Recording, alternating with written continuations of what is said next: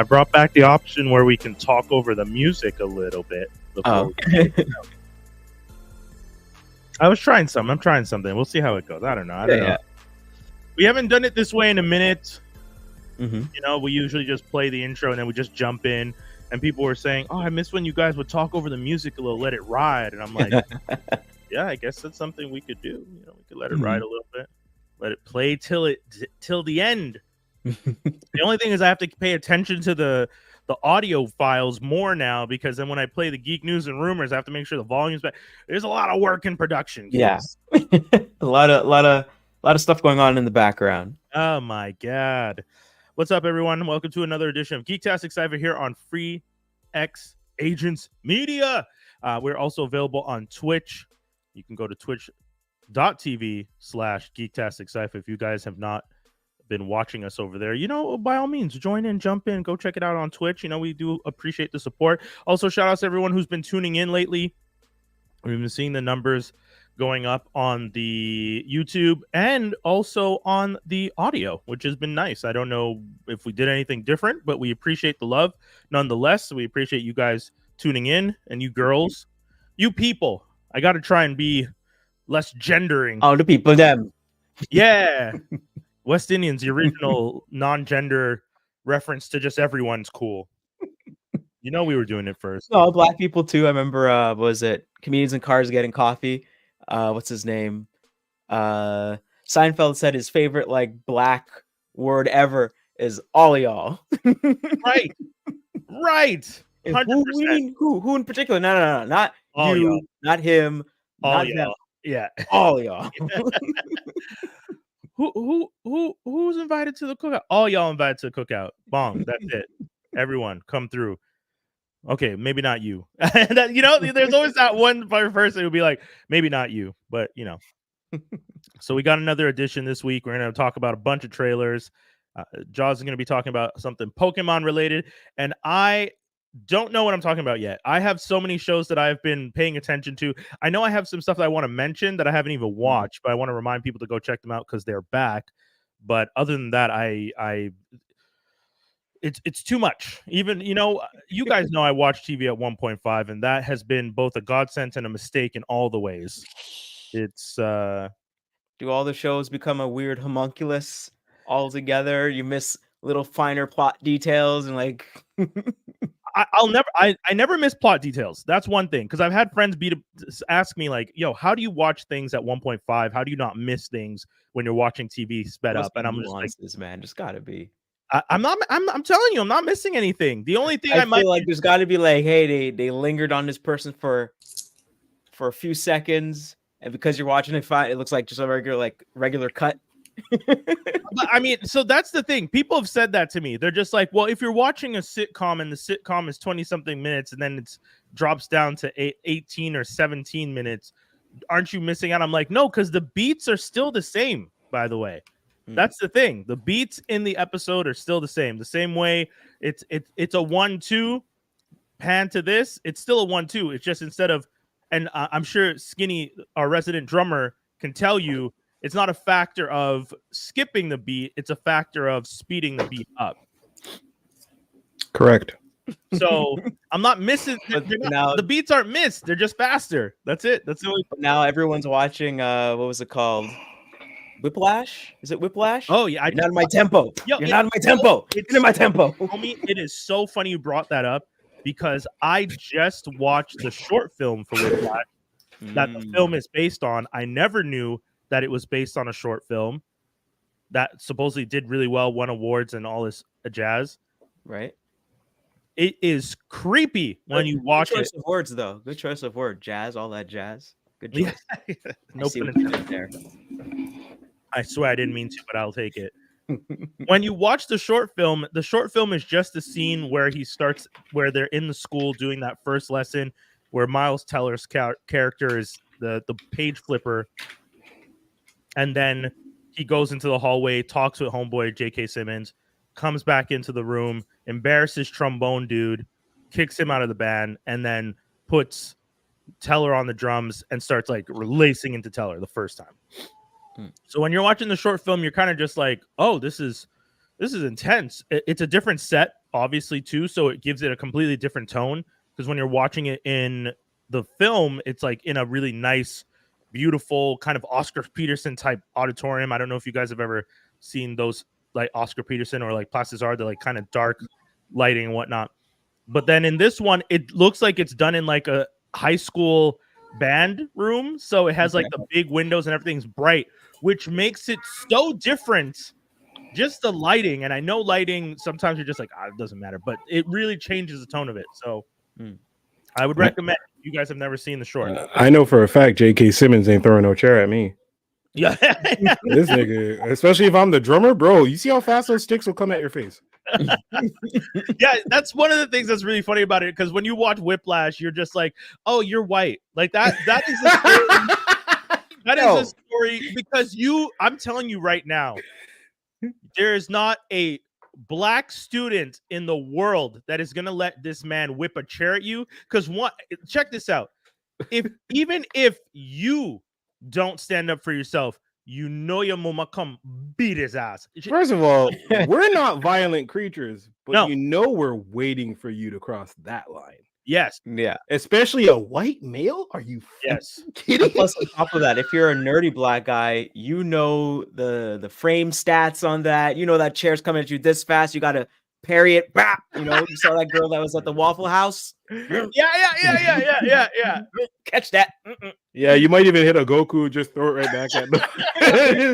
Catch, spin around, right back. Yeah. Oh, momentum right around. Imagine catching a chair on no momentum. I mean, it's not wrong. Like we've all seen it. I don't know about you guys, but in high school, you've had people do it too. Someone whips something at you and you just catch it and they look like, what the fuck? And it's just like, homie, don't.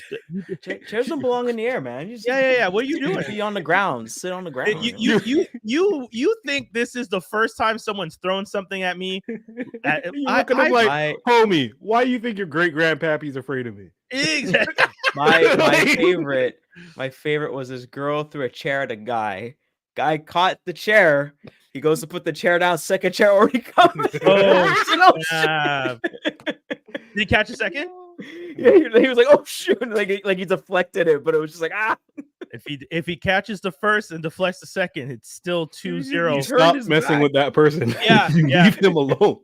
Because you know what's gonna happen. He's gonna end up doing. Remember dodgeball, where you catch the ball, spin around, and whip it back at someone. He's gonna catch that first one, dodge the second one. You throw the third. The third one's coming whipping back at you with the tornado. Have you ever seen that video of like? I think this girl, she caught a dodgeball and the guy went out, and so the guy apparently got revenge, and he goes up to the line, spins, and he just releases it behind his back and it hits the same girl in the face. Yeah. She got so mad she gave him the finger. I've seen that video. That video is great though. It's like, yo, we used to play some intense dodgeball and okay, so it wasn't enough that you had to play dodgeball. We'd play dodgeball where mans would put basketballs, balance them on top of cones. And you'd have to protect those 3 cones. Oh, yeah. As well as playing dodgeball. So once your 3 cones are knocked out, your whole team's done and you have to switch out. Yeah. Or if you catch the ball, you can either replace one of the balls with the cones or bring your whole team back. So I think it was like in a situation where like my whole team sucked and I wasn't good myself. But like, you know, one of those moments where I'm like, it's only me and protecting these 3 cones. I'm going to die here. I happen to catch this ball on some Matrix. Yes. Listen, I catch it, everybody comes back, and then the people as retaliation just like bombard me. Well, yeah, you've made yourself the target by being one of the best players. That's best player, lucky player. Yeah, but they don't know that because you're black. I had my oats today. You underestimate their understanding of your athleticism. Because they saw you do this and they were just like, oh shit, he's good. No, the week before they saw me play soccer baseball, kick that shit and land the ball in the net. And they were like, all right, nigga. Relax. I only did that once. I went to my mom signed me up for baseball when I was a kid.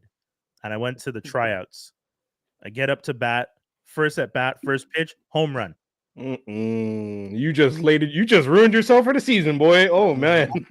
Second pitch, because they want, it wasn't like, it was just tryout, so it wasn't actually like strike out or run bases. They just wanted to see your foot. Second pitch, miss. Third pitch, miss. Every other pitch ever missed. They thought I was a phenom after that first one, and then quickly understood, nope, just lucky.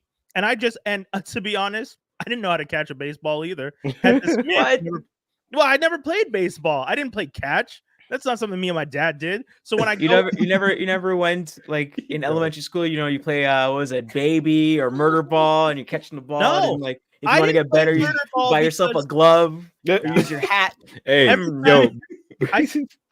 I saw people playing murder ball, and all I remember is one guy got hit in the face so hard that he got a black eye and his eye swole up. And I just remember thinking, never playing that game. Never. You will never get me to play a game where they whip the ball at you so hard you get a black eye. I was crazy in elementary school. I was in pre-K or kindergarten, and I would go play with the grade 6ers to play that game. And that was before they changed the rule to throw the ball at the wall, and they're whipping it at you. Oh, you're crazy. And I was like, yeah, I'm down with this. Woo! Just getting all that energy out, running. You wanted to be abused. And then the teachers were like, no, you can't be over here. You have to go back. You gotta go on your side. It's boring. Like, we don't even have a full place to run. Like, yeah, when they split elementary school, 5, 6s are on one side, and then like 2, 3, 4 are on like one side. They did that. I'm not gonna lie though. There's a reason they did that, because as a 5th and 6th grader, I didn't want you little kids running around. Yeah, man, for sure. I'm power bombing the shit out of you. Yeah, what? I learned a new wrestling move. You come. I was like, I'm down. You gotta catch me first. Yeah, I'm gonna throw it at you. Exactly. Hey, something to Brian's notion. Low key and high key. Shouts to all the fathers, black fathers, that were present but avoided playing catch with us like the plague. Shouts to them. Hey, my dad was one of them, bro. No, same. Dad, you want to play catch? Nah. No, yeah. I'm gonna work on this music over here. Yeah, let me go and fix this stuff so that you can have like a place to sleep. I'm not trying to throw a ball at you. All these dudes, no hand-eye coordination. They want to reveal that card to their kids. Oh man, but you gotta think all the dads that were outside playing football with their kids, it's only because their wives force them. Right. Yeah. Go outside and spend time with your son, bitch. Yo, and my favorite thing is all these movies that seem to pretend like this is such a touching moment. Like they put this music, little string music underneath, like and it's just like me and my pa played catch together. It's like we had a good conversation. Yeah. What conversation you having with your dad from like 50 yards away? Hey, Dad, really nice day. What? I said it's really nice. What? First time I tried a beer, my dad and I were playing catch out in the park. Let me take a sip. That was the day I realized I was a man. It's like, shut the fuck up. Why are you guys having me take a sip of beer watching Lethal Weapon 2 when I was 4? That was our bonding. Right. My first was Guinness. My dad had his best friend over. They're sitting in the back talking. I come around and I'm just like, hi guys. They're just like, okay. My dad's like, this is grown folk business. What would you like? And I'm just like, I just want to say hi. And I'm just like, what you drinking? Guinness.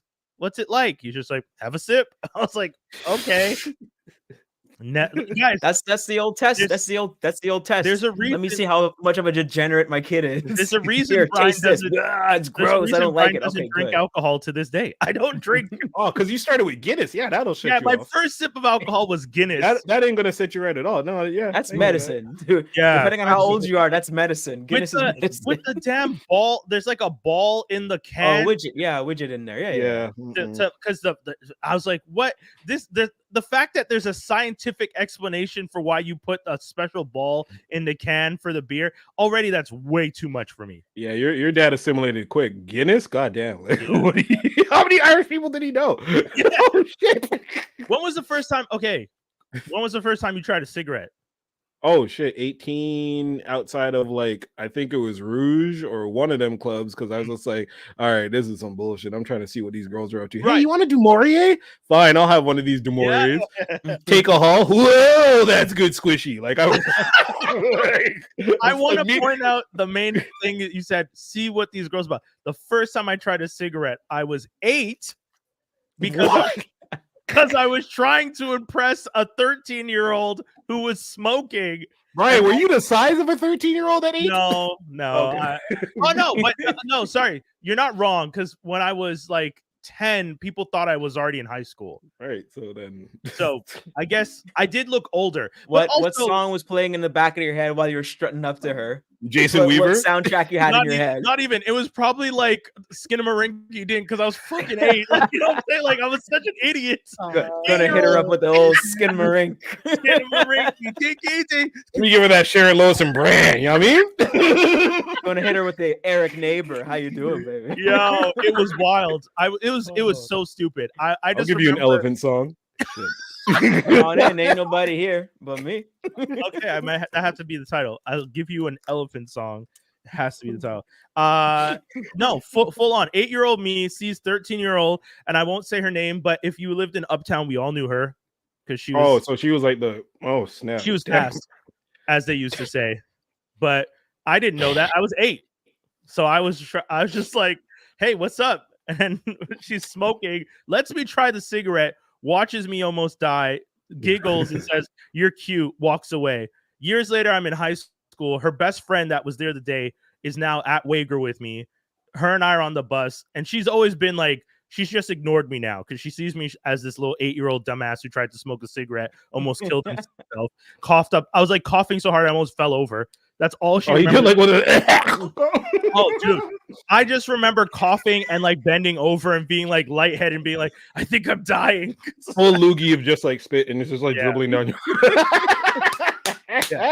Full on crying Viola Davis, snot out of the nose. In slow motion. Slow motion. Hit the bricks, kid, you're done.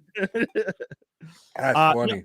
Yeah. So in high school, and then her best friend was always just like, yeah, we all thought you were just like a weirdo. Like, why? Yeah, but look her up now though. Like she probably looking like she had mad cigarettes since 13. Yeah. You know what I mean? Yeah. Well, that's the thing. Yeah. That's smoking from 13 till now. And she's 4 or 5 years older than me.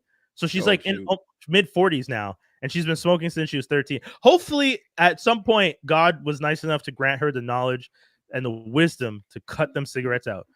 Skinny accurately not shaking his head for those of you listening. The chances of her not smoking, slim to none. We are in Quebec, the home of the cigarette. Yes. Like, for real. Europe. Yeah. Your plate. Your plate. Your plate. When you take that trip to Europe or anywhere else in the world, you're like, wow, they still smoking out here like this? Yeah, right? 90% of the girls. Smoke rooms. Japan, how are you all so skinny? You're like, oh. Japan has smoke rooms. Like you go somewhere and there's like a room full of smokers. Just how do you have such defined cheeks, Kelly? And they're like all sucked in and shit. You're like, oh, I'm sucking back. Okay. Yeah, it's a cigarette. It's the not eating. It's all those factors. Shout out to the Europeans tuning in. Right. Shout out to your yellow fingers, huh? Right, let's go. Oh, geez. And our numbers went down. I said yellow fingers. Yeah. We're being respectful. We're making fun of smokers. Hey, man, if you can't punch down on smokers in the comedy world, who can you punch down on? Come on now. I was watching. I never smoked. I think I was watching like. You never tried it? You never tried smoking?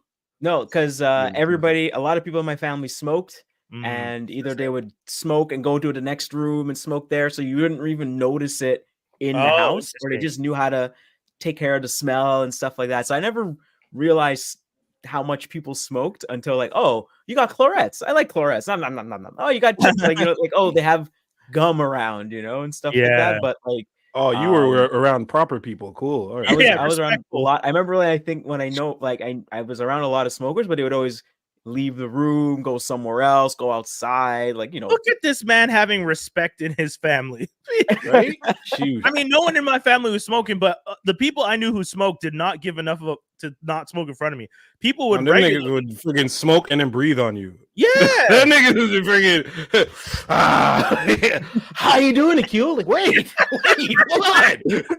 Like, I don't know. Can you calm down? What your halitosis is crazy right now. You need to chill, bro. Cigarette smoke and spit all up in your like, yo, you need to. You're talking about dodging dodgeball style. You're like, yo, can you please? Yo, it's to this day that if I see people on television, reality show or nothing, I'm watching people's tongues.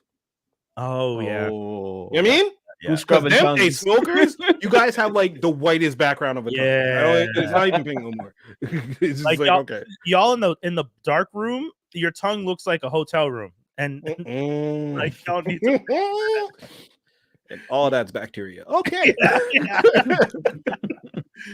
What a wild start to the show this week, folks. Wild start. What else? PSA: scrub your tongues. Even if you don't have a tongue scrubber, use the brush. Straight up, your scrub. toothbrush. Always scrub the tongue. Yeah. Forget teeth sometimes. Scrub your tongue. You'll save a lot of lives. Yeah. I almost made a bad joke about cunning linguists, but it's okay. We'll skip it. Wait, the rappers? No. I was SNL skit for the linguist? Yeah. Linguistics? What? Oh, boy. Cunning linguist. Anyways, we got a bunch of dope trailers for you folks to review. I don't know if you guys have been checking out some of these trailers. I'm gonna try and see if I can pull some of them up while we're talking. They are wild. Yeah, some of the trailers these days are crazy. They're trying to get you outside. They're trying to get you to go see their movie. Well, and you know what? I do want to mention something that I've been hearing people talk about a lot lately. And so I've been watching a lot of videos. I've been watching Screen Crush. Shout out to Screen Crush on YouTube. That's a Screen Crush. Yeah. Ryan. Though, yeah, exactly. And his little dog too. Man. And it's like hilarious content.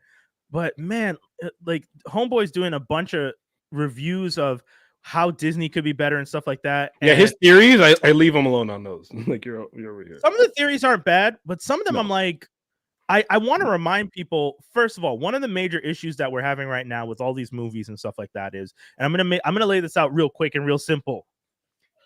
And there's a reason that NATO, not NATO, the government thing, but then I think the National Association of Theater Owners, I think is what they stand for.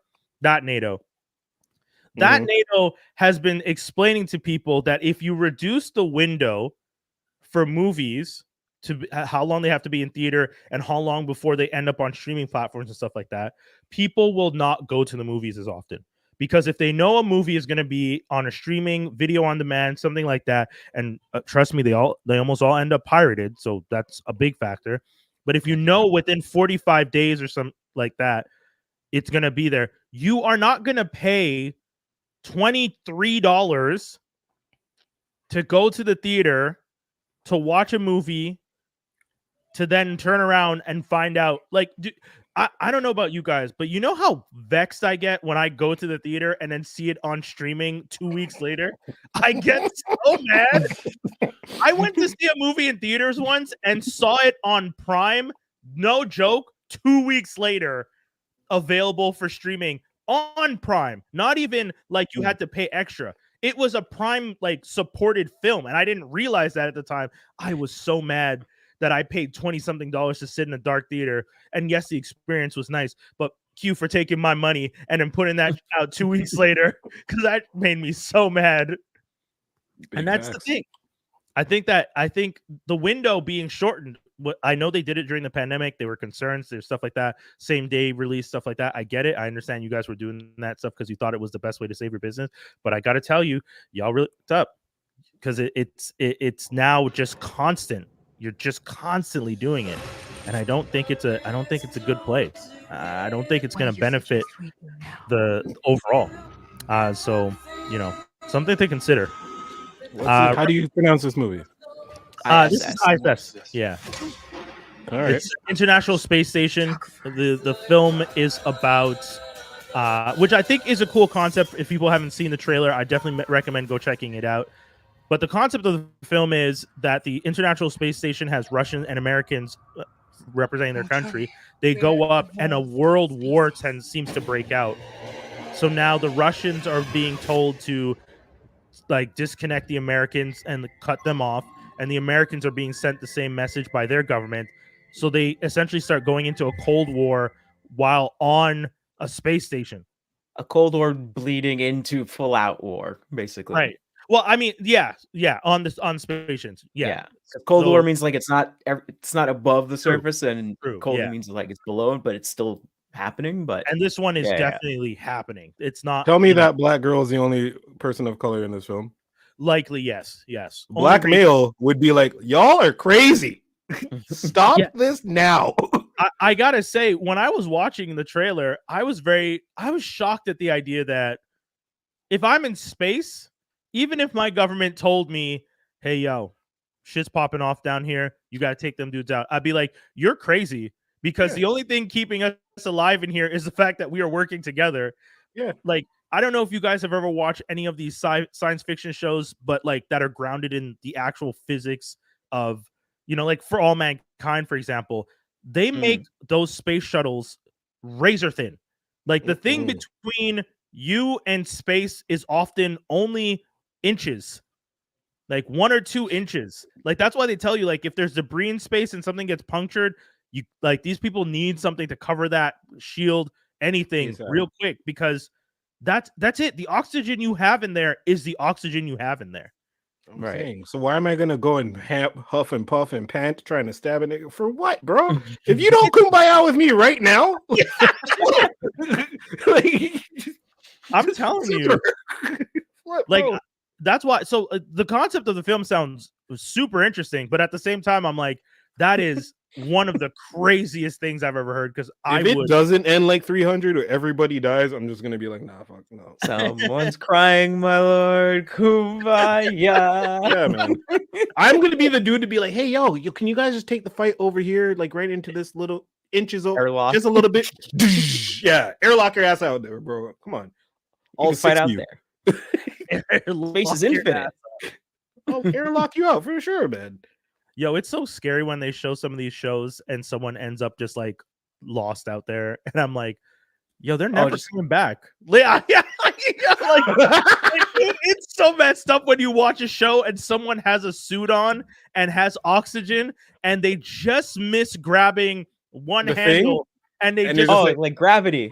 Yeah, and all of gravity drift off, and you're sitting there like, yo, that is dead. That's it. I'm crying. At that point, I'm like, nah, man. Yeah, if I'm in the suit, I'm like, what do you do? Like I don't know. Because it's not like when you're, you know, let's say you're, knock on wood, falling from a tall building.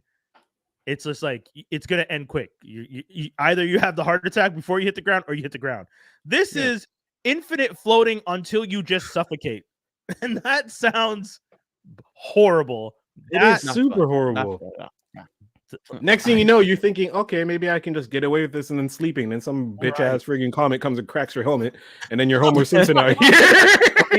I think the only movie that showed you the horrors of that, like outright, was Total Recall. That spooked me for life. Oh man, that one scene and the Simpsons Space episode where they do this spooked me for life. I am never going to that one, or what was it again? The Magic School Bus. Magic School Bus is up there too.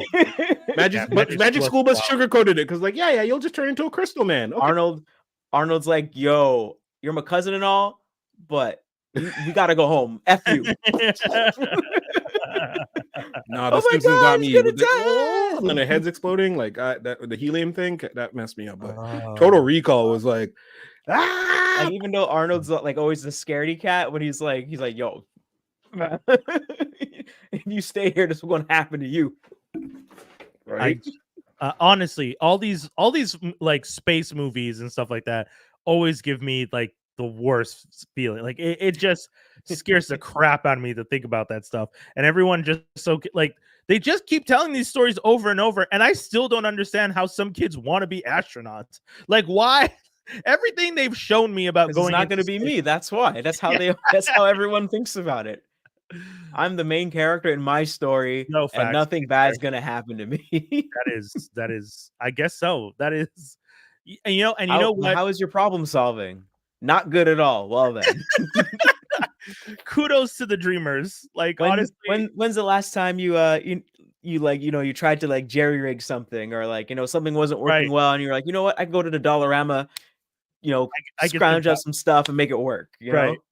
Get your red green on, get your MacGyver on, get your arts and crafts on. That's where all it stems from, man. I know, creativity. Get your red green on is hilarious though, because get your red green on, and get your MacGyver on, get your arts and crafts on, man.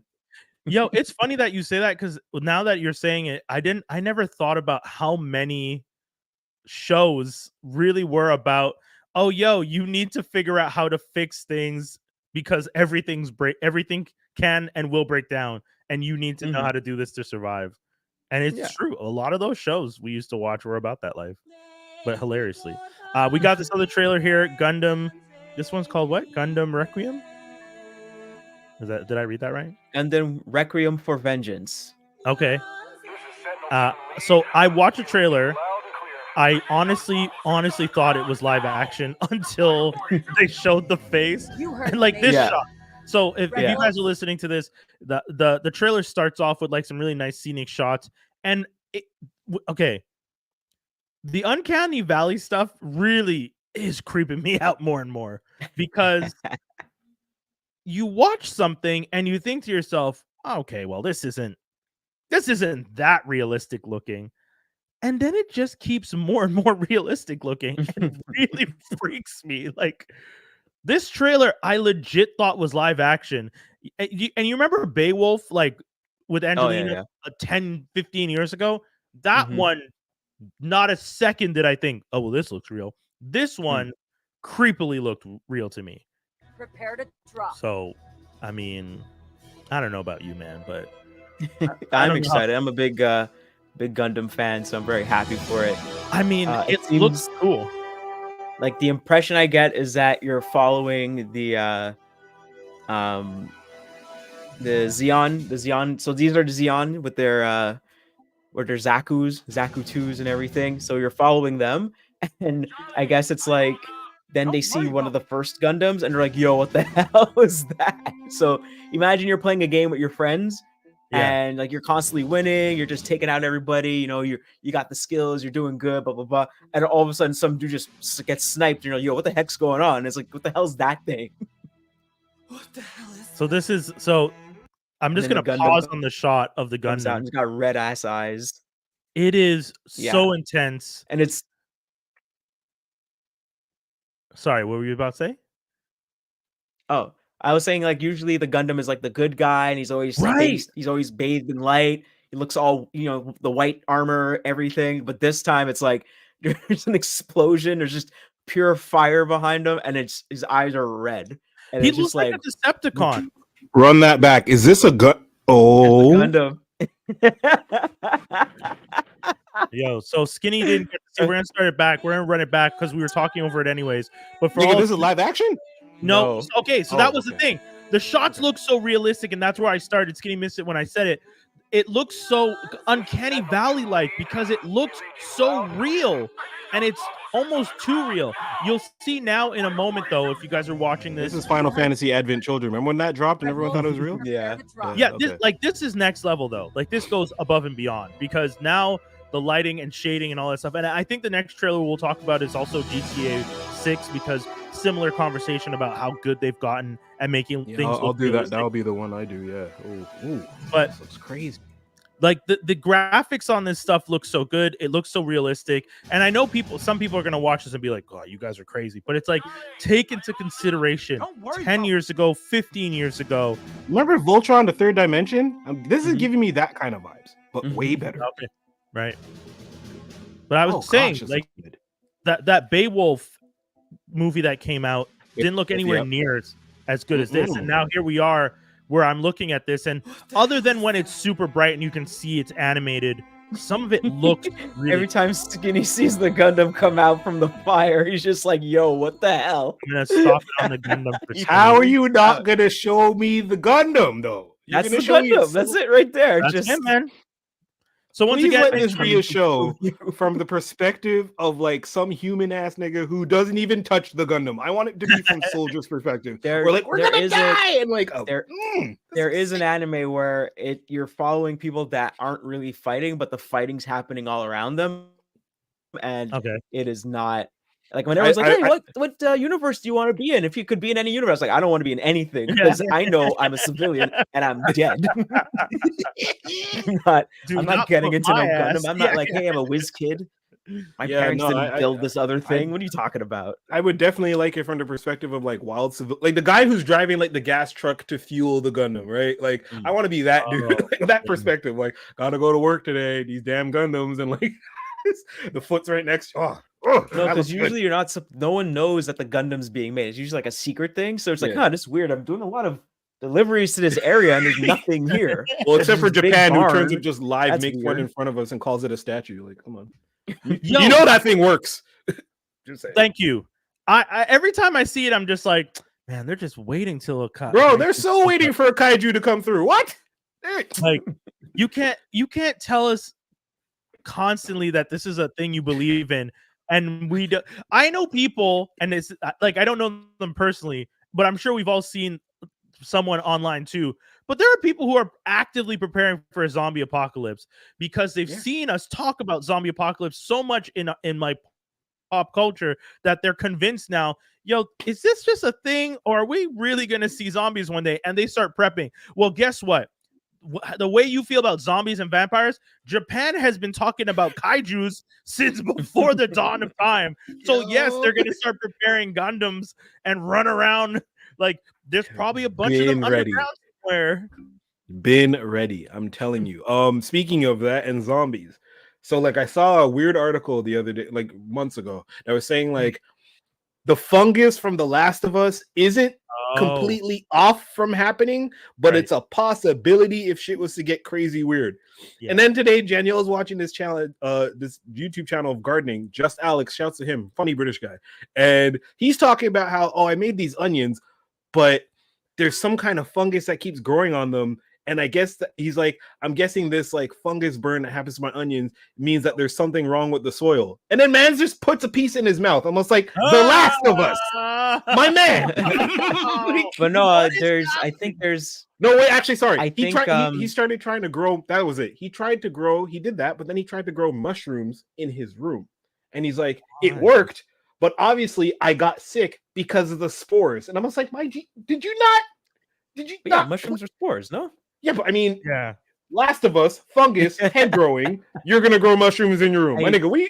I know. The Last of Us fungus is based off of a mushroom, and it controls ants, like it controls ants, and it controls the whole colony. And it exists, and that's it. Yeah, that's where they got the idea from. And also the thing that they keep saying where they're like, oh, well, it wouldn't survive in humans because of the temperature and all that stuff. Like our body heat is too high and blah, blah, blah. Yeah.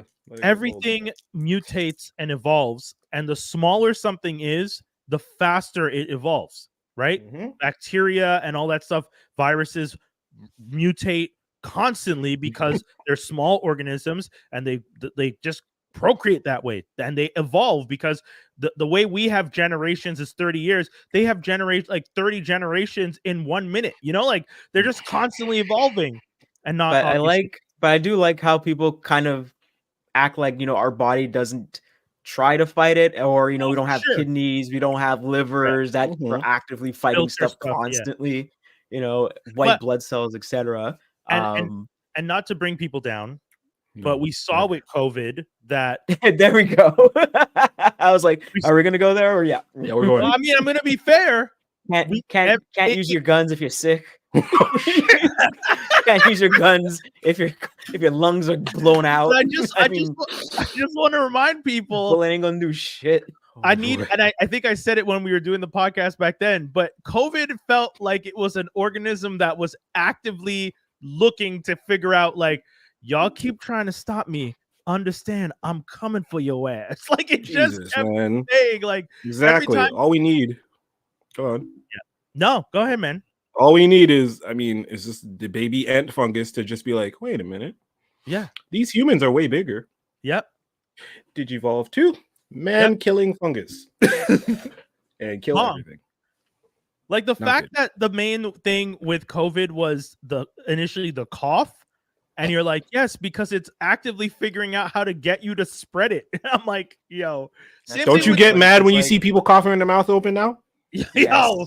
Bro, I get extra mad. I'm like, you didn't learn, huh? When I'm in public, the other day I saw a mom tell her daughter, like, no, we don't cough with our mouths like that. And I was like, thank you. I was like, I wanted to tell that mom. I remember back in the day when your parents were like, you would yawn, like, and they were like, no, cover your mouth when you yawn, Yes. Because we were raised right. And this lady. Now I see grown ass humans with their 8 a.m. coffee breath trying to yawn all upon. Listen, reasons why I stopped taking the bus number 409. Your big old mouth yawning upon my face, 8 o'clock in the morning. I don't want to smell what you ate, bro. Why are you This doing is- that? And it's after COVID. No, This is why I grab every time I get on the metro now. I'm that guy who just grabs a seat, and I see all these people looking at me like, oh, like this old lady. I'm just like, this old lady has a lot of other people who can get up for her. This My- old lady's yeah. been living and has sat down many other times. Yeah. She'll be good. You could bother so many other There's- people. yeah. around me. Because sometimes you see people looking at me like, what? It's like, excuse you, I'm 40, got a bad knee, and I don't want y'all breathing all over me. No, you know what you need to do, Brian? You don't need to doc. You get that those big giant braces that Stone Cold has. Yo, Get those big giant braces right know- on there so they could see it. that's the thing that pisses me off, because I remember when I was walking with my cane, because I had to walk with the cane for a very short period of time. But in that like 2 weeks that I was walking with the cane, it was insane to see the world react the way they were reacting to me. Like, oh my God, Mr. Please, like people throwing other people out of seats for me. And then they see me a week later, same people who saw me with the cane. It's almost as if they only saw the cane and not my face. Because if you knew I had a cane a week before, I'm probably still in a little bit of pain. But it's just like, nah, you good. You don't got the cane. Sit your ass. Nah, you good. Nah, you got a limp. You got to do a limp. Yeah. You don't need this. Go away. You got to limp and look like it hurts. Anyways, Hilarious. we were talking about kaijus. I almost feel like we have to go to it. New Empire, but I did bring up the Grand Theft, so I'll try and find. I'm gonna play the Grand Theft. We can continue talking, but we definitely have to go to the kaiju one right after.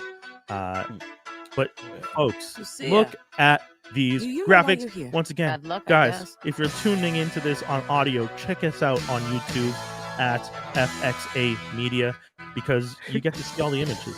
Shouts to people who are like, oh, I wish I would have seen more gameplay. It's like, nigga, this is gameplay. Yeah, exactly. Yeah. That's in game. Yeah, this is all cinematic mode, buddy. Like, what do you mean? Yeah, so the new GTA 6 came out. Everyone's been really excited. They've been what? How long has it been since 5? 10 flipping years. It's gonna be 12 Has it years. really been 10 years? GTA 5 came out in 5 they've 2013. been 5 they've been milking the online. Right. So I know that some people were really nervous about what it meant if they were working on 6, because of the fact that Red Dead 2 was doing so well with its online, and then we saw a lot of that online stuff starting to get shuttered, and people at Rockstar and Rockstar started to announce that they were pivoting to other projects, and Grand Theft Auto 6, everyone was just 100% sure that's what was coming next. And lo and behold, here we go. The trailer looks interesting. I mean, the story as a girl. Yeah, you're playing as a girl, as the girl and her boyfriend, maybe. But either way, both. It seems like the story seems pretty basic and self-explanatory if you watch a trailer. But it looks like the main protagonist, female character that you're playing as, is in prison. She gets out. In the poster of them sitting on the car, a la Queen. What's the movie with Kahlua? Queen and Slim. Queen and Slim. So kind of like Queen and Slim style. But I don't know if anyone noticed, she has the anklet on, the ankle monitor in the picture. A lot of people didn't notice that the first time because they just kind of saw her. And obviously she's far more distracting than the anklet on. But you notice that on her ankle. So you're like, okay, so she's probably on probation. The game, obviously, Vice City, set in a Florida, Miami type space, hence all the like crocs and flamingos and whatnot. And a lot of people are excited. There was a breakdown video that I sadly did not write down who did the video, but they broke down all the the things that are different from Vice City. Like the airport looks like it's Vice City. Game. Relax. Sorry, you got. I said from the original game, Vice City.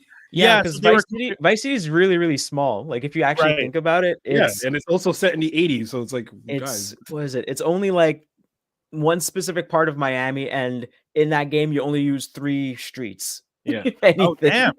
Yeah. Vice City. Like is if you think about it, and you drive, like when you were driving back and forth, you're only driving on 3 streets. You're not driving all over the place. You have Little Haiti, which is like you don't really want to go there.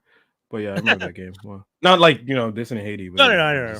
Small. But that's your first mission is that you go to Little Haiti and you shoot a bunch of people. You ain't going back there. Oh, they see you like, basically. Whereas this one, they decided to do all of Florida, which is wild because even this game is bigger than San Andreas or Los Santos, where they basically big. Yeah, San Andreas was like I think they did San Diego. Like they did quite a bit. But they did And the then three like a big- spots, and even in San Andreas, they did Los Santos, which was, and then Los Venturas, which is supposed to be Vegas. But in the Los Santos that we just got, this game is apparently bigger than that game. Yeah, which is wild. and that's why this game is coming out in 2025. Yeah. Right. That's the other thing. So I know some people were really excited about this when they got the trailer. And then I heard a lot of other people being like, 2025. And I was like, I'm not mad at it. I've been rocking with these guys since I was 12 years old. So yeah, happy 40th birthday to me that I get your 6th game. Thanks. I'm down. My favorite is RDC World. Was it RDC? Yeah, RDC World. They did a video where it's like, yo, what's taking so long with the game? What's going on? And it's just one guy, like, just working on the model of a woman's butt, just working on the and then every time it comes back, there's more and more developers in the room just focusing on it. No, move, let me do this. And then when you're watching, the CEO comes down. What the hell's taking so long? When you're watching the video though, and you see them like the detail on the girl twerking on top of a car, I kind of get what they're saying, because it does seem like people were like, let's work, like the beach scene, all the women walking on the beach, the hair and all that. They're all stuff, looking different. They're all the body types are completely different. They're not all the same at all. And what was even funnier is that I think some parent is getting mad because of the game. Oh, this video game is supposed to be for the kids, and why are they doing this? And all I did was, like, when a friend of mine posted up that news article, I just put CJ from San Andreas. Oh shit, here we go again. Yo, I want to remind people, the game is not for kids. It's called Grand Theft Auto. It's Grand Theft. It never not Grand was. Theft Goodie Gumdrops and Rainbows. Like, where you been? Goodie Gumdrop. That's the thing. I feel like some people don't understand, just because it's a video game doesn't mean it's for the kids. Like, not all video games are for kids. And I think games haven't been for kids for a very long time, in a sense. Like, there's exactly. not a lot of kids games because kids are more on phones now, and it's easier to get them with phone games than it is with like console games. That's what it like games are mostly skewing T for teen and higher older, and mature. right? Yeah. And like the stuff that's for kids, it really, like, they'll show you it's for kids. Like Clash of Clans, which I still think skews adult also, but kids can play that. It's drawn like an old, like, cartoonish thing. It's everything's bubbly and funny and cute, and all these games, like, Fortnite, that's, I mean, technically a first-person shooter, so children really shouldn't be focused on it. But guess what? It's also still for kids because the colors are bubbly, and and there's dance moves in it and stuff like that. Yeah. Grand Theft Auto has never been for the kids, because the dancing in that, when I played the Grand Theft Auto is like Michael Jordan. F these kids. Yo, for real. The Ballad of Gay Tony, you could chick in the bathroom if you dance with her on the dance floor properly. That's not for the kids. It's not for the play. This is adult, grown folk business. Like give up. It's not for your children. Stop being mad. I think it's just people looking for clout, looking to try to get, for sure. I'm out here protecting the kids. No, you're here to get a payday and get everyone to focus on you, to pay you money to be a speaker somewhere. That's what you're doing. 100%. It reminds me of the episode of Boondocks where homegirl, the preacher, by CeeLo's preacher character, works with the girl from Fox, and they're in on it together. They do these things together on purpose. Like, everything's a game, and you're just like, oh my God, that's horrible. But that's what it is. Like, like, I wouldn't doubt it if, and shout out to Rockstar. I don't want to besmirch their names, but there might be someone in the marketing department slipping somebody a little something to be like, nah, go a little. Nah, I mean, it just works itself. It just works itself. There's so much people trying to get in on it. HBO got caught with this just not recently, but a while ago, where they had interns tweeting under assumed accounts. And it's not like HBO needed to do that, but the people, it's weird what people will do when they feel they want to get more publicity. You don't think they need to, but sometimes they think in their heads, yeah, but maybe we want to get a little more spark. just a little bit. So next trailer we got Godzilla and Kong, the New Empire. This is crazy to me that we are in a world where they're just doing more Kong and Zilla Yep. this way. The thing that kind of threw me though is that they had Godzilla -1, right? Which is the Oh yeah, the newer one that came out. that's Yeah. the new Most one. of That's human a civilization Japanese produced project. Yeah. That is We a believe period piece. that life A could friend only of mine, exist Sandy, shout out to them. on They the were telling me that surface the of our whole planet. premise of that one is to show you the trauma of what the Hiroshima attack was, but Yeah. using the Godzilla as opposed to the What else atomic were we bomb. And I was wrong like, about? oh snap, really? And he's like, yeah, it really is what it is. That's what, for at least the original Godzilla, that's what it was. It was more for Interesting. Japanese and getting and talking about that. Right. This world I has didn't more realize that at the secrets time, to be honest. than we could So possibly now that imagine. I know that, and now that this version is covering that again, I'm like, well, that's pretty interesting and pretty cool. So this new trailer though, New Empire, super interesting. Kong and Godzilla and a whole bunch of new monsters, quote unquote. I don't know if the I know on the show Monarch. Yeah. Shout out to the show Monarch, Legacy of Monsters. They're referring to some of the monsters as titans, which I find really cool because I like the idea that they're playing with like, oh, these monsters are actually the titans of old. They were recently in one of the episodes they were in like the Arctic Circle, and one of the monsters is attracted to heat, and every time you start a fire, it just goes near the heat and pulls all the heat out of the and all the energy out of the thing. So there's a guy on a plane. He started the engine because he was trying to get away from the monster. The monster caught the plane, sucked all the heat out of the air, and froze the guy. And I was just like, oh, that's really cool. So it's unfortunate the character dies, but like you get a really interesting sense of these titans and these monsters. And I think I mentioned to you when you posted the trailer, I really, really, really hope that they're planning to keep this all tied in to the new series on Apple. I think so. Yeah. I think that's the whole point. I think that's what they're trying to go for. And I know that whenever Godzilla's anywhere, that company, Toei, they own Godzilla, and they're always like, no, make this bigger, make that smaller. No, he's not supposed to look like that. Like they're very on top of their property and they're very protective of it. So if Godzilla's anywhere, like they always have a hand in it and making sure he looks how he's supposed to look, and if he's in a different area or in a different thing, Yeah. Question, because you did say he is Godzilla male or female? I'm assuming male. I could be wrong. Okay. I could be wrong. Yeah. I never really paid attention, and I always wonder. I mean, because I know in the 2000s movie, the 2000s American one, I think the first one was female because she lays a bunch of eggs and she ends up dying, and then those eggs hatch. And I think within the context of the cartoon show that's based off of that, one of them survives and imprints on the guy, and then that one becomes like the new Godzilla. Interesting. But I know within the context of all Godzilla fans don't like that one because it's like technically the smallest one. It's like the small, like Godzilla's supposed to be as big as the Empire State Building, and then this Godzilla climbs up the Godzilla and then perches. So it's like this one's a really, really tiny one. Oh, interesting, man.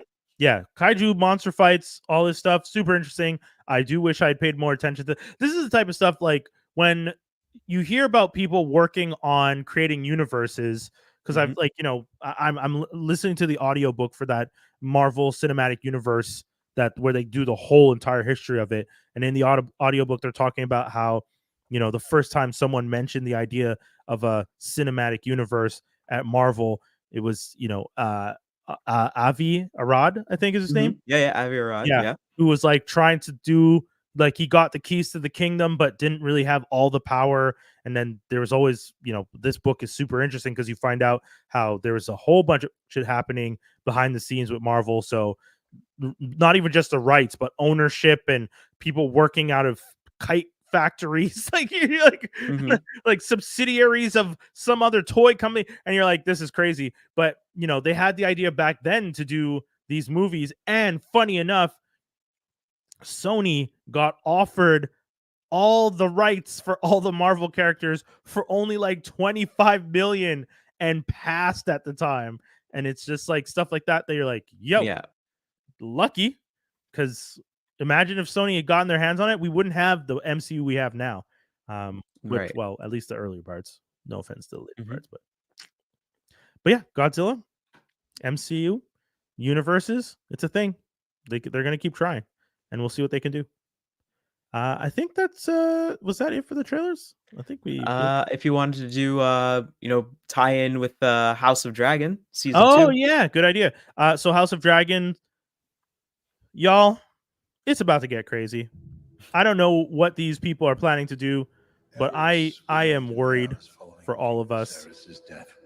HBO continues to produce this series. I think it's the Game of Thrones was fantastic. House of the Dragon prequel series set quite a bit before. So, and one of the cool things is you actually get the dragons now, because you didn't really have, you had a little bit of the dragons. You had 3 dragons in Game of Thrones later on, but now this is like, oh, we already have the dragons. These are the people that were flying around on them. This is the war that everyone talks about. This is where things are about to pop off. It's really interesting. I was worried that the writers' strike that writers and actors' strike was gonna lead to a lot of delays.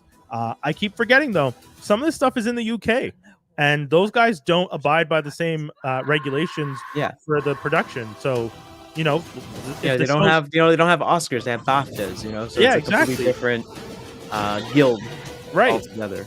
And although the show is for HBO, I guess because HBO is international, they can still produce in the UK, and it's not like, I don't know what rules or how they pivot or get around that stuff, but I mean, I think it's just because if the show is already being made there, then it doesn't really, the whole Hollywood stuff doesn't really affect it as much or at all, because it's completely different. What do you call them? Guild. Completely different guild. Yeah, different guild. And it does make me wonder though, if they were able to do this, and I'm okay with them doing this stuff because there's different markets, what's stopping them from doing this down the road and working like other guilds and producing shows in the UK? Money? Oh, it's way more expensive. Okay, this is why. Remember Brexit happened, right? Oh yeah. So when Brexit happens, good point. They're purposely cutting themselves off economically from the rest of Europe. Right. So then all of a sudden their costs go up because there's no free trade. You have to renegotiate everything, tariffs, taxes. You're not getting taxed by the individual country. You're getting taxed by all of Europe now because you just decided to back out of that. And then people passing through becomes more complicated. You have to have a passport. You have to have your own passport because you're not part of Europe now. So that free moving is not there anymore. So good point. Yeah, facts. It really is all about the money. Everything's connected. Everything ripples. Damn. Everyone wants to be more isolated, and you're kind of hindering everybody in the end. Yeah, that's an unfortunate one. I didn't even think about that. That is a very, very valid point. And hopefully they can figure it out, because I mean, obviously the Brits are not going to join back the EU. I don't see that happening anytime soon. Maybe it will. I could be wrong, but I mean, I would assume the younger generation definitely wants to. Like, yeah, how am I supposed to? Yeah, but you need someone to run on the platform of, yo, I'm going to reunify us with Europe if you elect me, because you can't just like. Yeah, you can't leave and come back. Right. And also, you're gonna start. You were gonna say. I was gonna say, because then you have to go back to the whole legal stuff, and it's just like, oh, great. Here's another 10 years of trying to figure this out. Right. Yeah, nail on the head. Yeah, it's unfortunate that they decided to do this. Mind you, I'm not British. Maybe this was better for them as a country. I don't know. Even they don't know. Okay, even they don't know. They're living through it right now. Yeah. The guy that got them to go through with it got in, and then COVID happened. That screwed up a bunch of stuff, and then he just they were like, "Yo, you need to leave." He just dipped out. Like, it's like, dude, you're supposed to dip out. He's like, "Nah, I'm good, fam." No, you're supposed to get out. True. That's a very valid point. Yeah, I don't know if they if they even know. That's fair. That's insane. We got another trailer. This is probably, I think, the last one that we have. We got The Boys. So, for those of you who may not know, The Boys season 4 it takes place right after Gen V. So, you are probably gonna have to watch. And it's even perfect here because in the trailer you can see Sean Patrick. What's his name? Sean Patrick. I always forget that actor's name. What did he play in? Sean Patrick Thomas. There we go. So Sean Patrick Thomas, and he's in Gen V. He plays the father to one of the main characters. He's like also on the board for the school. So he's in the show Gen V, and then the trailer for this one starts with a picture. Not starts with, but pans over him on a poster, and you kind of get that sense of like the blending of the universe. Yeah, I mean it is one universe, but you're getting nods to the fact that Gen V and the things that happen in Gen V are going to influence this series. So, you know, but I did say this before. I do have concerns about starting to do the show a la Marvel, where it's like I have to watch Gen V to get a better understanding of The Boys season 4, and I have to watch The Boys season 4 to watch Gen V season 2 because there's going to be some crossover, and especially with the cliffhanger you have at the end of Gen V season 1. I mean, I'm sure that's going to play out at some point in this one, in The Boys season 4, and I almost don't want it to. But then if you don't, it wouldn't make sense. Because it's, you know, you see Homelander in the finale for Gen V. Spoilers, but not really a spoiler. It's the same universe. So seeing him and then watching this trailer in which, you know, one of the aspects of the Gen V season, and I'm sure The Boys season that's coming up, is the alt-right kind of hero movement where the heroes are kind of like, why are we kowtowing to the weak? We are heroes. We are essentially gods on earth. We don't have to listen to people. And there's this divide now where the heroes, some of the heroes are starting to think of themselves as better than, and some of the other heroes are starting to say like, no, we're all human beings on this planet. Whether or not we have powers doesn't mean we should abuse them and control people. And, you know, as you can see in the trailer, fights start to happen. It starts to devolve into madness. And that's why I have concerns about kind of blending with the seasons back and forth, because I don't want to have to watch both to just get a really good story. Right. You never know. Maybe like when you start watching the first episode, it gives you like a small recap and then they move you right along. Fingers crossed, man. Your mouth to the god's ears. I'd be down for that version of things. I mean, like that's what they did for the X-Men cartoon previously on X-Men, but then you find out we need to cut some time. We need to waste some time. Yeah. So they're just giving you like big paragraphs. Like, here's the first season, here's the second season. We need to tighten up on time because we don't have that much money for this budget. Oh man, X-Men. Yeah, dude, honestly, if you guys are fans of all things Marvel, I do highly recommend checking out that MCU book, because even like what's it called again? Hold on, let me try and find the title, because they even talk about the fact that like, oh, that the movie that we got with the X-Men was Fox deciding to put their toe in the water because the animated series did so well. And you find out that they even tested the animated series in a prime time slot to see how receptive the public is to the characters. And when it like did huge numbers, they're just like, oh, y'all really do with these mutants. Okay, cool. We'll do the movie. So it's kind of crazy to think like, you know, like all the other things that we talk about, like back in the day, how they used to have backdoor pilots and stuff to feel out how popular an IP is. Yeah, that's what they did. They felt out the IP with a primetime spot for an animated X-Men cartoon, and it did really well. The book is called MCU: The Rise of Marvel Studios by Joanna Robinson. I've been listening to the audiobook. She does the forward. There's another person who reads the main book. It's super interesting. I'm really enjoying it. Whenever I'm like driving, I just kind of put it on and listen to that because you just learn so much about Marvel and the business and the truth behind some of the stuff. Like for example, I know people that worked at Marvel, and at Comic-Con there was one year where Stan Lee was at Fan Expo, Mhm. and the people at Marvel, on the DL were kind of telling me like, we hate when he's here with us. And I was like, oh, why? They're just like, because Stan sucks the air out of the room and makes it the Stan Lee show. And we don't hate him. We love Stan Lee. We just don't love the persona of Stan Lee at conventions because he's not really with the company anymore, but really plays up like all this is his. So it kind of outshines the projects that we're working on and some of the modern day writers. And no one's saying they don't appreciate the things that he's done, but if you're at the con, you're hoping that fans will pay attention to the writers who's writing We're this currently title. writing. Yeah, and not necessarily just Stan being at the booth. But it wasn't a bad thing. They weren't trying to say like, Yeah. but it like, and I get, maybe hate's the wrong word because they didn't say hate. They just said it's never easy when Stan's around. Yeah. And I was just, and that took me aback because I really, in my head, and of course, So it's like the rest of the Jackson 5 whenever Michael's around. Yes, that is the perfect analogy. We all have done stuff too, but Yes. Michael Jackson is right there. Exactly. It is the perfect example. Yes, Stan is the Michael of that to Marvel's other 4 Jacksons.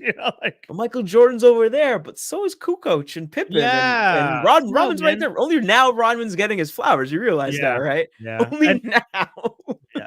Everyone's Pippen still hasn't gotten his flowers. Amazing. I would say more so Rodman. Like I think the Pistons finally retired his number. Oh, cool. Okay. Pistons retired Rodman's number, and everyone's like, "Yeah, man, like he put in a lot of work, and he would get into people's heads and stuff." So yeah, I'm sorry, weird tangent, but this is that's a valid point, and it's a valid thing about the industry that sometimes when people are really important to a franchise, we tend to focus on them as the anchor of that franchise, or not anchor. What's the tent pole of the franchise? And Stan did a lot of great things, and I don't want to take away, but I understand why Marvel would want to try and establish the other writers who are currently working on things so that the fans can get excited about their work as opposed to only focusing on Stan at the booth signing comics that he's not working on anymore. He wasn't the chief editor in chief. He wasn't working there at all. So like it was just his name sometimes still signed his thing, but he wasn't working at Marvel anymore. Right. Man, dude, crazy thing. Super quick side. The reason James Cameron didn't end up making the Spider-Man movie, because supposedly he was going to, because him and Stan Lee met and they started to geek out hard in the room in front of everyone, and Chris Claremont was there and everything, but Stan and James Cameron supposedly turned into complete nerds and just like hit it off like this. And James Cameron was planning to make the Spider-Man movie. Leonardo DiCaprio was supposed to play Peter Parker, and things took so long that he pivoted and said, "Okay, well, I'm out." And he took Leo with him to go make Titanic. And that's what part of it was taking so long? That, like I was mentioning before, there was so many like weird business dealings. Supposedly at one point, the movie rights, the video rights, and the rebroadcast rights were all sold separately for Spider-Man. So that if you made a movie, you weren't going to profit on the back end from the video or the TV rights. All right, that makes sense. Yeah, and for that reason, people didn't want to make the movie because they didn't want to lose out once if the movie did well, you're going to lose the revenue because like it's only the run of the theater, which at the time was like the 90 days or whatever it used to be, because it used to be even longer back in the day. But you got that revenue, and then it was going to pivot to, I don't know, whatever video company, all these weird small companies I've never heard of who somehow managed to get their hands on the rights to everything. Right. Okay. Yeah. So just they're just waiting to get their money right, basically. Yeah, and unfortunately, that meant a lot of things got pushed. Like a lot of stuff got pushed. Like we everything we have now is 10 years later because of the fact that things took so long for them to get cleared up and fixed up in the 90s, late 80s and early 90s. Right. Like a full decade late because of that stuff. Like they were planning again, Leonardo's not the first actor I've heard. People supposedly wanted Tom Cruise to play Peter Parker in the 80s. Oh wow. And they just oh, also, man, again, read this book, folks. Michael desperately tried to get the role of Charles Xavier, and people kept having to explain which Michael Jackson, sorry. Oh, okay. And people kept I know there was there's audio of him talking about buying Marvel in general, right, and then saying like, hey, this is property that we could be making money off. We should be making toys. We should be making exactly amusement park rides, like just anything, everything. Like we should be blowing this out. We shouldn't just be, oh well, it's comic books, whatever. No, money. Yeah. And actual audio of him talking about that, which is pretty crazy. Yeah, and I'm not sure exactly why he couldn't get his foot in the door, because it sounds like Marvel was being bounced around billionaires at the time. I think he could. I mean, not outright, but I think he was trying to get investors in, and along with himself, just trying hey, yeah, he wasn't only using his own money. Opportunities here, but yeah, it's crazy though. He wanted to play Charles Xavier, and people kept having to explain to him you do realize Charles Xavier is a white man, and it's an old white man, and Mike with no hair. Yeah, and Michael was just supposedly Michael said, and no hair, and he doesn't walk. Yeah.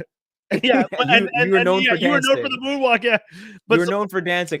We've seen you where your ankle was broken or bruised or whatever, and you were doing Remember the Time, and you kept sort of kind of getting up, and you're just can't mess with my leg, can't mess with the money. It's you're just sitting there singing. Oh, okay.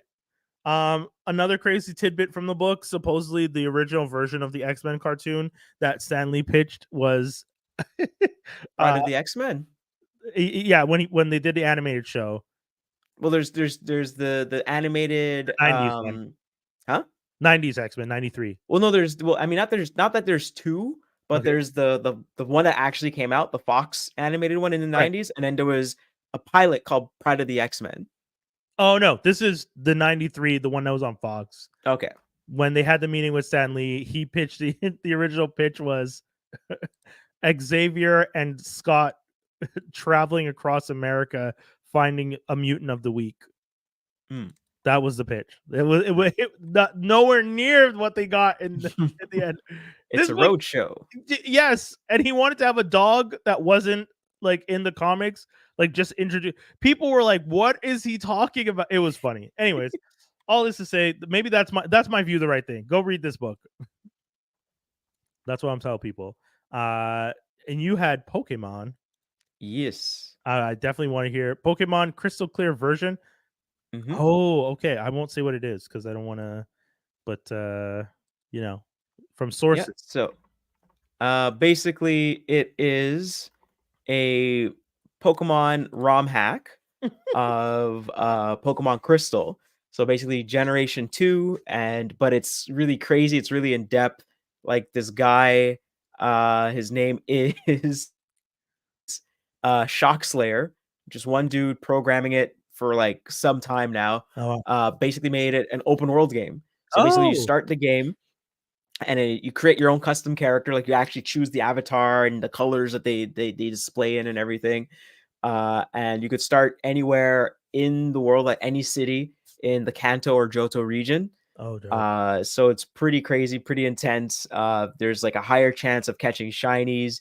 You can actually adjust that in the settings and everything. Certain areas play different music and stuff. It plays really good, really well.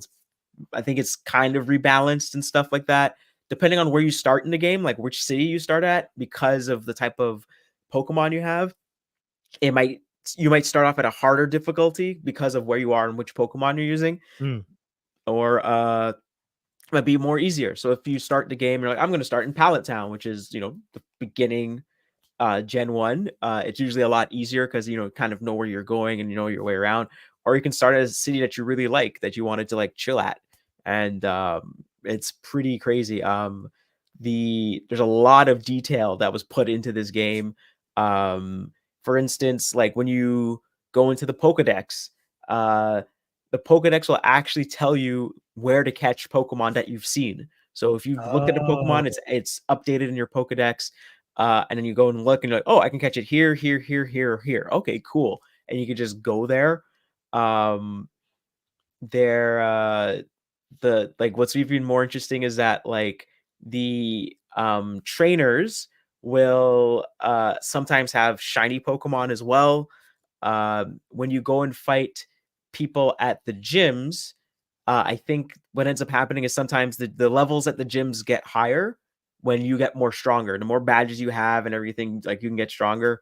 The gym leaders get stronger. When you beat the gym leaders, Quick question, you can though. actually. You said it's an open world now. Does the game pivot? Like, if the usual game would have worked in a linear fashion where you somewhat in a linear fashion, they'll kind of block off certain areas and say you're going this way. right, exactly, until you unlock a specific move and stuff. So yeah, linear. Yeah, it is linear. But so when it did that, I imagine you fought people at a certain level because you had managed to reach that level. Now that it's open, is it possible for you to reach harder people before you are possibly ready, or is the game take into consideration that factor so the gyms themselves are adapting to your level?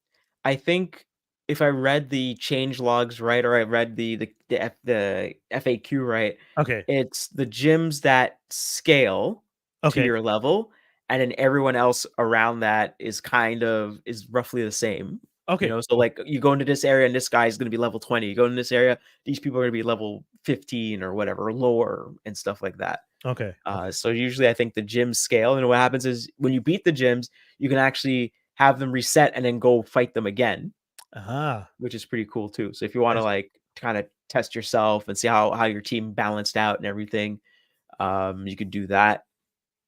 The Pokedex is really, really, really good. Like it's actually super useful. I find what's really irritating about like more modern Pokemon games is that you're like, you know what? I don't feel like I should have to go on a website to figure out all this stuff if I already have the game. Like, most there's of that something in the should game be in there. Yeah, like there's something in the game is specifically made for me to have the knowledge. Why am I having to pull out of the game to do it? Yeah. Yeah. And it's really cool. New custom, new music for the game and stuff like that in different spots and everything like that. It's a big overhaul, and it's pretty crazy. Really fun. I think you can catch all the Pokemon up until that point of Gen 2 in the game. And there's like a Discord for it and everything. He built this all by himself? I think so, yeah. It's just one dude. And like he programmed it and just for fun. He's like, you know what? I want to make this game an open world game. I want to make this. To me, it's basically, all the people that grew up playing Pokemon, red, blue, yellow, gold, silver, and crystal, like on Game Boy and Game Boy Color. Right. Like, when they get a little bit older, like, I wish these games are a little bit harder, a little bit, it kind of scale to I'm playing RPGs all the time. I know what to do, like make it a little bit more difficult. And Pokemon Company's always like, no, these games are kids games. That's it. If you just so happen to jump in on it, that's you. That's on you. Thank you for the money. Really appreciate it. But yeah. And that's the thing we were talking about earlier. There are some games that are made for children. Mm-hmm. This is one of them. And the nostalgia factor can come in, and it could be something you want to explore, but ultimately you are not the person they're trying to sell this to. Same thing. You've mentioned it multiple times before. One of the reasons the original Teen Titans series got canceled was we were all watching it, but it wasn't selling toys because it was geared, it skewed slightly older. Mm-hmm. And they wanted to sell toys. So they're just like, okay, well, we're going to skew this younger, which is why we got the version we have now where they're like super kiddie and like, bug-eyed and Beast and all. Beast Boy does all his weird stuff. And that's the version you got because, you want to sell toys to kids. Yeah. there's a reason, guys. We understand the markets, and that's what they do. It is what it is. So, Mhm. but this is cool. I'm happy that someone took the time to build something out that now the nostalgia factor, you as an adult can play this and enjoy it, Mhm. because I don't know how many. Do you think many parents are going to be like loading up ROM hacks for their kids to start playing this version? I mean, it depends. Like, to get this stuff up and running, like, if you have a small laptop or a handheld device that you can kind of, put it on your phone and just play it as you're walking around and stuff, Right. just ways of doing it. But it's definitely a really cool game. It's really fun. And, kicks that nostalgia itch, of like, Yeah. I want to play something that's similar, but not 100%. I mean, there's so much games right now. A lot of really good games have been remastered, remade. Definitely worth checking out. But, sometimes you need something a little bit Amen. more comfort food, Yes, I get it. I get it. Folks, we're going to be going into it real quick. We only have like 2 things on the list.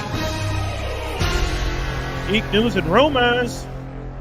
I'll start off with the smaller one, the simpler one. Oh, did I just lose my link? I did lose my Simpler link. one. I had it right in front of me, and then now it's gone. Okay, well, I guess I'll stick to only the one that I have. That's still open. You didn't put it in the doc. I could have been able to help you out. I know, that was my fault, but today was just kind of a crazy day. Mm. Guys, such sad news, but Norman Lear, the great creator and I know I said I don't like talking about death, but I mean, this guy's the guy that all sitcoms exist. Norman Lear passed away at the age of 101. His Amazing run. His run is insane. The fact that he could meet people and say, "You influenced me," that's always the best. That's always amazing. He's been working in the industry. He passed away on Tuesday, December 5th at the age of 101. 101. Kind of crazy to think that he lived that long, but yeah. I was listening to a podcast with him recently where he talked about his dad working on Broadway and how he got his start helping be a dialect coach. Oh, okay. For plays and performances and stuff. And I was just like, oh, that's so cool. And to think that he started off doing that and then, ended up doing some of these sitcoms might not sound familiar to some of you if you're younger and you didn't necessarily watch all the sitcoms like we did, but like All in the Family, Maude, Sanford and Son, One Day at a Time, the original run and the reboot, The Jeffersons, Good Times. He directed the pilot for like some of your favorite shows. I would easily say he is considered the king of multicam sitcoms. Mhm. And it's just really sad that he's passed away. But I mean, also 101, the man lived a good life. It's not like we, knock on wood, but not gone too soon, but gone with grace. And Yes. and it still is a loss to the industry. But if ever there's gonna be I was someone, gonna say, please. no, go ahead. Finish first. No, I was just gonna say if there's ever anyone who could unify people from all walks of life in the industry, Norman Lear is considered one of the best. So I feel like he, if they needed someone to get people to discuss get the writer's strike done, Norman could have come out and been like, kids, I think it's time we get back to work and we get these studios to listen to us. So, and the studios heads would have all been like, this man helped us all be billionaires. Fine. I feel like, but it wasn't on him. I understand that, it was the younger generation and he wasn't going to jump in and start saving everybody because you got to be much like we are now. He's 100. He's like, again? I just helped you out last time. How many strikes has this poor man lived through that, but also just the idea that I can't hold your hands forever. I need you guys to be able to handle this on your own. And, I guess they did, but I'm sure if Norman had made one call, the strike could have probably been over because there's not a person in Hollywood who doesn't owe the man a favor or their time. I was going to say, the guy had all the TV shows he did were definitely culture touchstones and pushed boundaries and really made people think about, the world around them and how they treat people and stuff like that. A lot of firsts in All of the Family, a lot of influences. Basically, I remember the guys that created Matt and Trey Parker, Matt Stone and Trey Parker from South Park. South Park said that the idea for Cartman was basically taking Archie Bunker and putting him in a kid.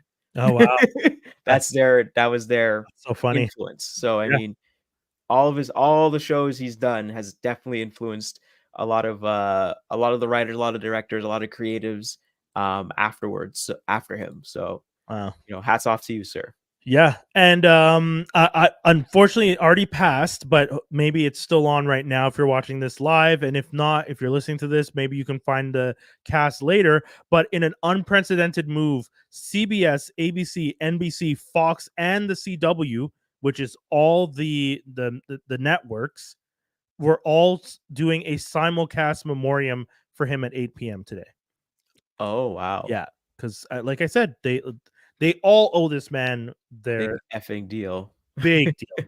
That is a big deal. Every one of them doesn't exist without him. Right. They don't. The some of these networks literally survive off of stuff that he directed and or helped write and create. So RIP to him and to his family and his loved ones and to everyone in the industry that recognizes his dedication and his passion. It's a loss, but we appreciate his time that he was here with us. Guys, that's the whole show. Jaws, what do you want to tell the people? I want to tell the people to check out Transformers Slag podcast and the Toy Armada podcast on YouTube. And make sure to check out all our stuff. You can also still watch past episodes. We've been seeing the numbers jump on the episodes, which has been really good. And you can check out the Morning Detour on CKUT 90.3 in Montreal or on the TuneIn app. And you can also watch them on YouTube here on this channel. So that's it, folks. We are out. Peace, everybody. Always a blast.